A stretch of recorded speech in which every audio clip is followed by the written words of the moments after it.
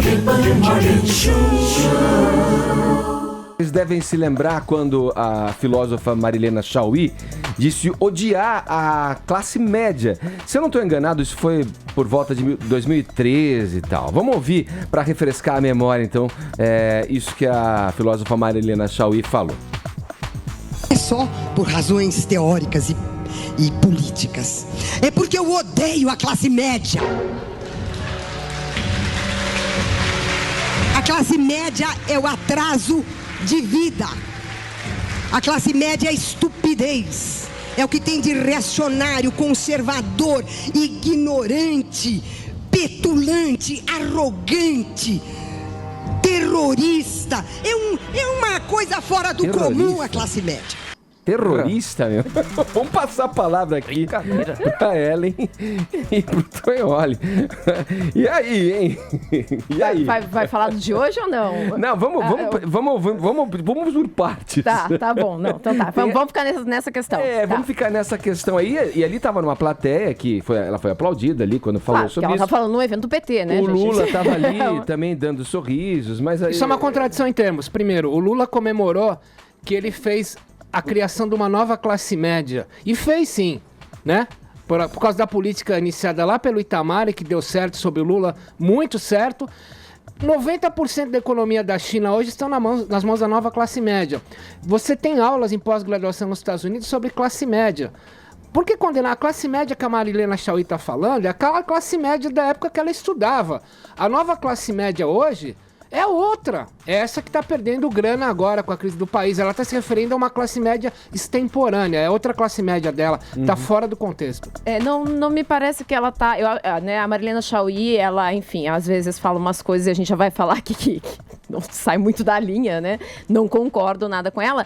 Mas quando ela fala dessa classe média, que ela está se referindo ali, me parece que ela está referindo à classe média do conceito mesmo de classes que a gente tem, de uma classe conservadora. E aí, eu até gostaria mesmo de entender, porque, por exemplo, em 2011, bem antes da Marilena Chaui, o Fernando Henrique Cardoso fez um artigo dizendo que a oposição, que se chamava O Papel da Oposição, e que a oposição tinha perdido tempo mirando no povão, que o povão e os movimentos de base foram cooptados pelo PT, e que a oposição tinha que focar na classe média, porque era a classe média que era conservadora e tinha medo de perder as coisas que adquiriu há pouco tempo, inclusive essa classe C aí que o Tonholi se referiu.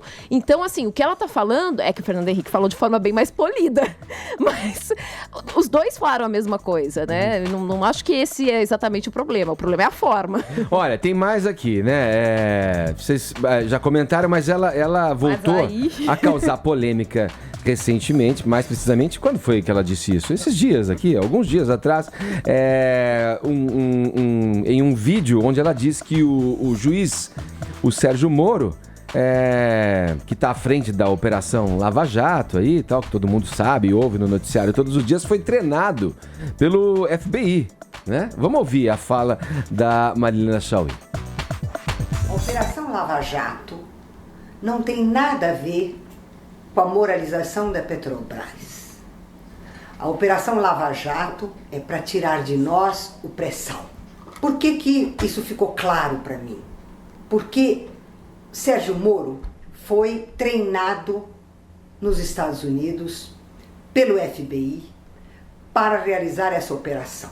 Recebeu um treinamento que é característico do que o FBI fez no macartismo e fez depois de 11 de setembro. Cara, mirabolantes, né, as teorias. Ela tá certa e ela tá errada. Vamos lá. Ela tá certa? Por que ela tá certa? Por que ela tá certa? Ela tá certa pelo seguinte, ela ouviu o galo cantar e não sabe onde.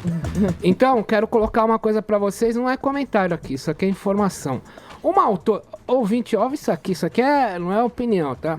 Uma autoridade recentemente esteve com o Adam Kaufman, que foi assistente do Robert Morgenthau, procurador do estado de Nova York, que apurou o Banestado. Autoridade brasileira, você disse. É uma autoridade brasileira. Teve com esse cara, com o Adam Kaufman, que foi assistente do Robert Morgenthau. Quem é o Morgenthau? É o procurador que apurou o desvio do Banestado, onde o Youssef, em 2002, 2013, fez a sua primeira delação premiada. O Adam Kaufman disse o seguinte: o Departamento de Estado americano, agora, aquilo que a gente chama de Pax Americana, que é o tio Sam falando "We need you". O tio Sam agora não quer mais patrocinar as ações internacionais dos Estados Unidos com grana pública americana. Eles estão pegando grana de corruptos de outros países. Então o que está acontecendo? Se você for no Google e digitar Petrobras, uma palavra in, outra palavra ré, você vai ver as bases de dados em que escolas, empresas, faculdades estão processando a Petrobras porque querem dinheiro de volta, porque aplicaram na Petrobras e foi roubado. São investidores que querem a grana de volta.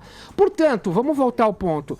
Agora o governo americano quer que o dinheiro de corrupção que foi negociado em território americano, como a compra de Pasadena, quando a Dilma era diretora do Conselho Executivo da Petrobras, seja capitalizada para os americanos. Outra coisa que eles estão assim, todo corrupto que negociou corrupção em dólar, moeda americana, não importa se tenha passado pelos Estados Unidos, passou por dólar, tem que ser convertido ao cofre americano. Então o problema, o que a Marilena Chaui está certa? Sim, o governo americano vai tomar a grana da Petrobras, só que de uma maneira legal. Por exemplo, nós temos a segunda semana de setembro uma ação na Corte de Nova York, em que um fundo de universidades da Grã-Bretanha estão pedindo 50 bilhões de indenização da Petrobras. Nisso ela está certa, mas não tem a ver com o FBI, tem a ver com dinheiro de corrupção que foi roubado em dólar ou em território americano. Agora, ela está errada em dizer que o Moro foi treinado pelo FBI. Ele não foi treinado pelo FBI. O que está acontecendo é alguns delatores já estão depondo em território norte-americano, já foram viajar por conta da corrupção de Pasadena. Ela ouviu o galo cantar e não sabe onde. Foi o pré-sal, né? Entregaram o pré-sal, então, né? o problema, o problema desse discurso da Marilena é que, número um, a Marilena é uma pessoa, é uma acadêmica, ela é reconhecida por ser acadêmica. Então, algumas pessoas dão a ela um poder de autoridade. Quando se fala uma coisa dessas, é até um pouco temeroso. Segundo, é que esse discurso, não sei se é ela que está falando em 2016 ou se é a filha de Getúlio Vargas em 1950, sabe?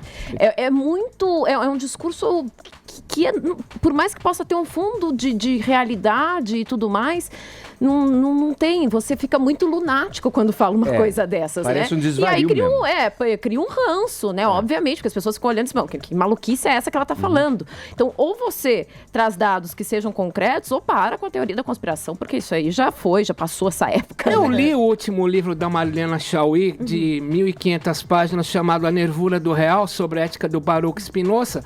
Infelizmente, ela não aplicou essa ética na vida dela, quando ela foi acusada pelo José Guilherme Melchior de ter copiado a obra do Claude Lefort, com quem ela dividiu o teto, e achou que dividir o teto sobre a mesma casa em Paris seria dividir a mesma página sem pagar créditos.